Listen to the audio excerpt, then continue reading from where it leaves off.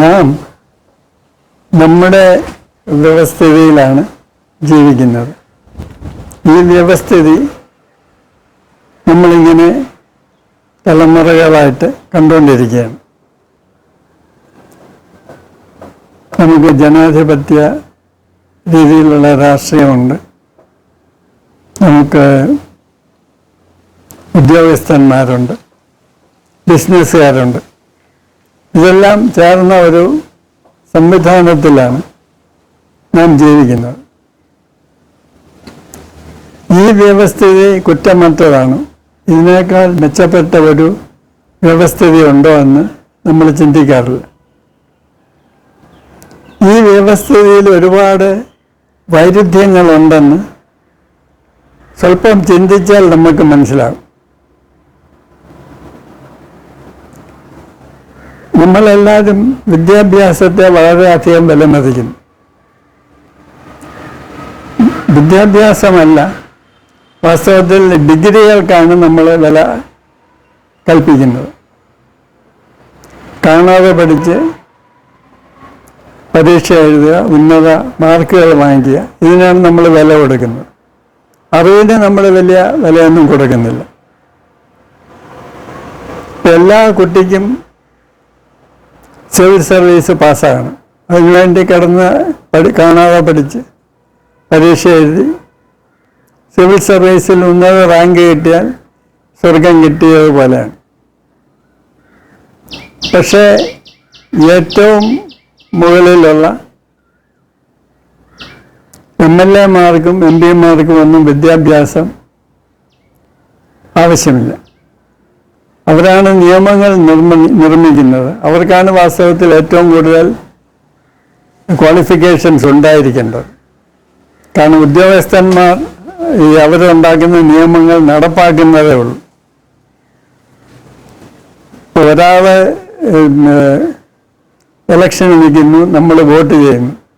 അയാൾ 5ാം ക്ലാസ്സും ഗുസ്തിയും പോലും ഇല്ലായിരിക്കാം. നമ്മൾ അന്വേഷിക്കുന്ന പോലുമില്ല.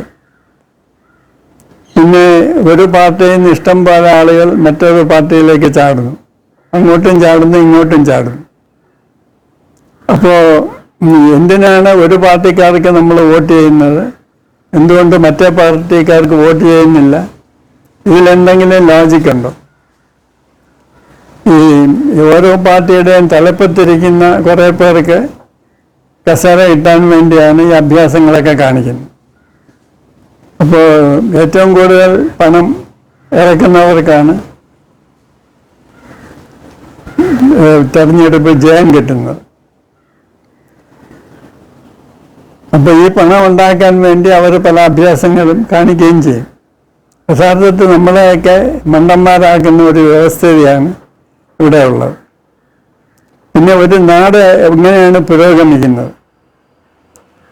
യുനെസ്കോ ഇതിനെപ്പറ്റി പഠനങ്ങൾ നടത്തിയിട്ടുണ്ട്.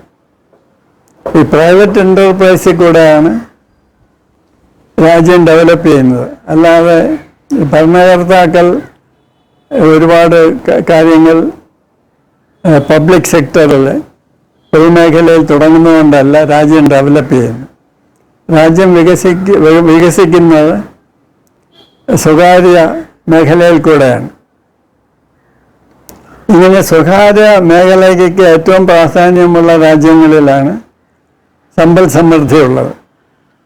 ഇങ്ങനെയുള്ള രാജ്യങ്ങളിൽ സോഷ്യൽ സെക്യൂരിറ്റി വളരെ കൂടുതലാണ്. സോഷ്യൽ സെക്യൂരിറ്റി എന്ന് പറഞ്ഞാൽ ജോലി ചെയ്യാൻ നിവൃത്തിയില്ലാത്തവർക്ക്, വളരെ പ്രായം ചെന്നവർക്കും മറ്റ് ബലഹീനത ഉള്ളവർക്കും ഗവൺമെൻറ് കൊടുക്കുന്ന ആനുകൂല്യങ്ങളാണ് സോഷ്യൽ സെക്യൂരിറ്റി എന്ന് പറയുന്നത്. ഈ സമ്പന്ന രാജ്യങ്ങളിൽ വയസ്സായി ജോലി ചെയ്യാൻ വയ്യാത്തവർക്ക് മാസം ഏതാണ്ട് $1,800 ഗവൺമെൻറ് കൊടുക്കുന്നത്. അതായത് 1.5 ലക്ഷം രൂപ. പിന്നെ 1 മണിക്കൂറിനാണ് മിനിമം വേജ്. അതായത് ഏറ്റവും കുറഞ്ഞ തൊഴിലാളിക്ക് കൊടുക്കേണ്ട വേതനം $8. $8 എന്ന് പറയുമ്പോൾ ഏതാണ്ട് 650 രൂപ. ഇത് 1 മണിക്കൂറിനാണെന്ന് ഓർമ്മിക്കുക. എങ്ങനെയാണ്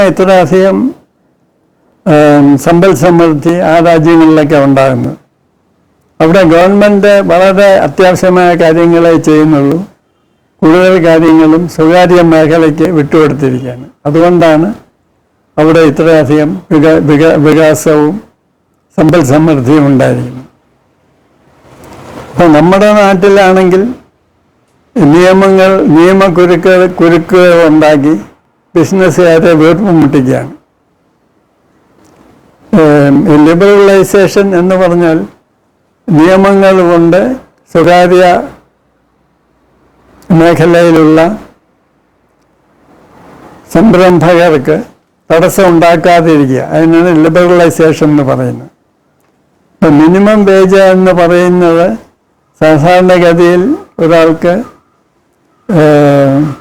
സ്വതന്ത്ര കമ്പോള വ്യവസ്ഥയിൽ കൊടുക്കേണ്ടി വരുന്നതിലും വളരെ കുറച്ചൊരു തുകയാണ് ഗവൺമെൻറ് ഫിക്സ് ചെയ്യുന്നത്. പിന്നെ യാതൊരു വിധത്തിലുള്ള നിയന്ത്രണങ്ങളും സാധാരണഗതിയിൽ ഈ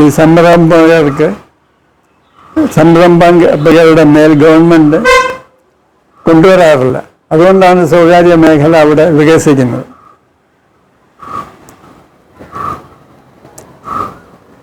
അപ്പോൾ ഒരുപാട് വിദ്യാഭ്യാസ യോഗ്യത നേടിയതുകൊണ്ടോ ഇലക്ഷനിൽ നിന്ന് ജനങ്ങളെ പറ്റിച്ചതുകൊണ്ടോ